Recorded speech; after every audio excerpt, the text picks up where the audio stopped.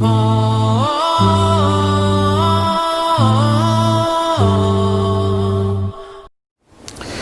dosa-dosa kecil itu sebagian besar dari manusia itu menganggap enteng atau yastahinu biha, meremehkannya.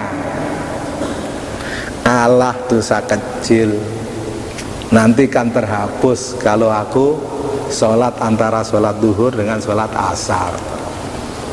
Kan hadisnya gitu. Iya, tetapi persoalannya bukan di situ. Persoalannya adalah keberanian tapi sekaligus kebodohan. Keberanian sekaligus kebodohan orang itu untuk melanggar ketentuan yang menyebabkan ia masuk ke dalam dosa kecil. Itu yang menjadi masalah. Yang dimaksud bahwa dosa kecil itu hapus dari sholat ke sholat, dari Jumat ke Jumat, dari Ramadan ke Ramadan, itu bagi orang yang takut terjerumus ke dalam dosa kecil tapi dia tidak bisa menghindari, dan dia kemudian bertobat, ya kan? Kalau kita melihat hadisnya kan seperti itu, ya.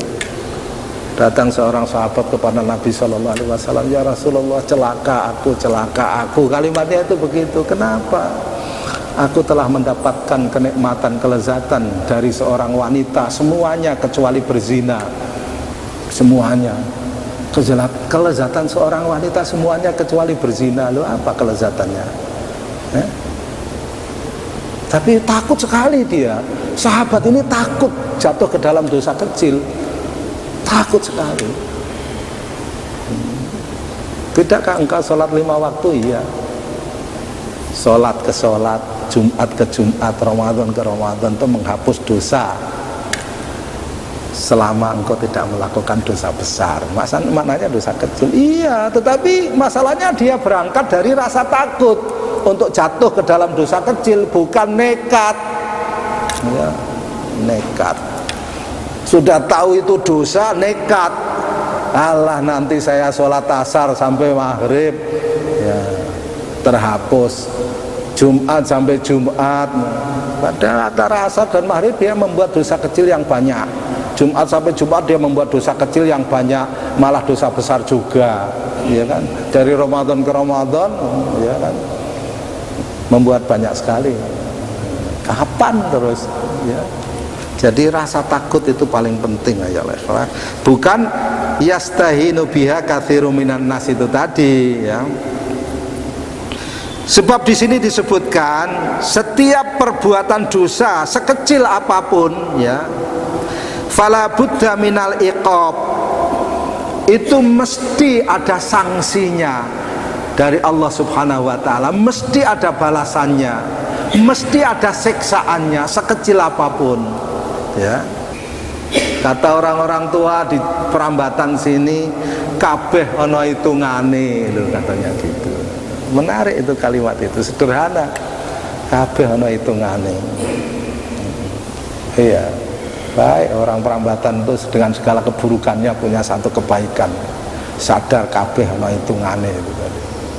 Serupiah yang kita aniaya dari orang lain ana hitungane, ya. Fitnah kedengkian yang dilontarkan kepada sesama manusia ana hitungane. Pelanggaran terhadap hak Allah sekecil apapun ada hitungannya. Pelanggaran terhadap hak sesama manusia sekecil apapun ada hitungannya. Loh. Semua ada hitungannya. Tidak terlewatkan yang kecil maupun yang besar. La yughadiru saghiratan wala kabiratan illa ahsaha. Tidak terlewat yang kecil maupun yang besar kecuali dihitung. Dan itu dicatat rapi di dalam kitab catatan amal kita, ya, amal manusia rapi, urean, masuk pahala, keluar dosa, urean sampai serupiah.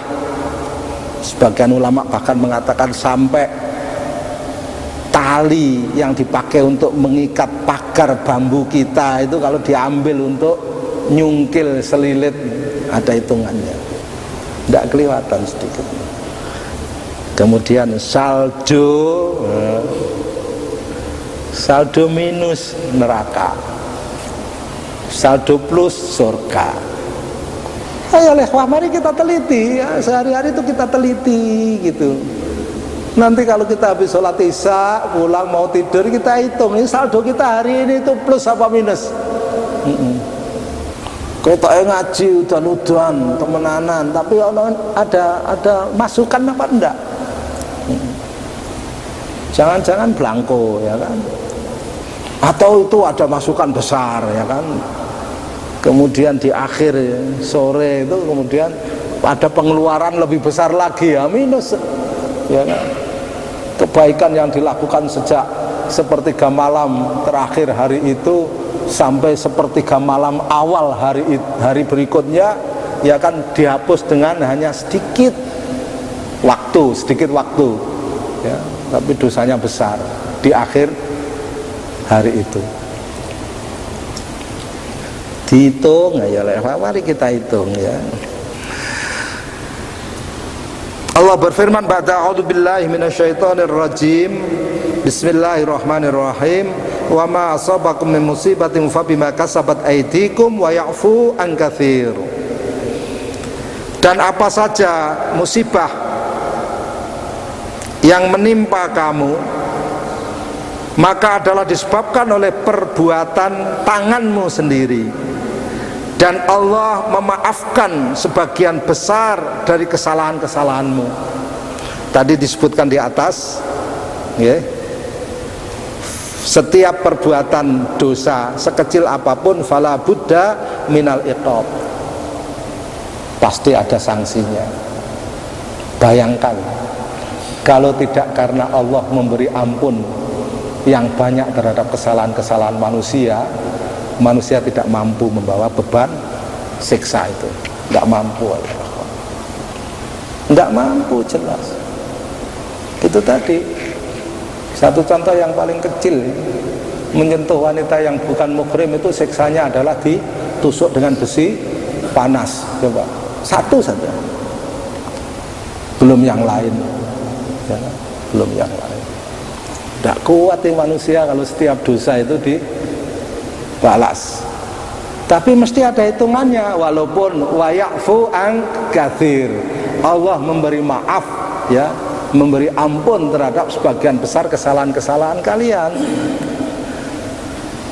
Kalau setiap kesalahan dibalas oleh Allah Subhanahu wa taala, ya Allah, bumi ini akan menjadi tandus. Tidak pantas manusia diberi makan kalau setiap kesalahan dibalas oleh Allah Subhanahu wa taala. Maka kalimat yang paling tepat apa? Eling ya. Abot. Nah, mari kita renungkan diri kita sendiri masing-masing ya kan? Itu tadi, nanti setiap malam itu digunggung ya. Urean masuk keluar, debit kredit. Masa orang jualan gedok lindri di perempatan itu saja ada ureannya, cetot sekian, laku sekian, masuk sekian ya kan, modal sekian. Oh, betulan gedok lindri. Sementara kita ini jualan diri kita sendiri. Kullun nasi yaghdu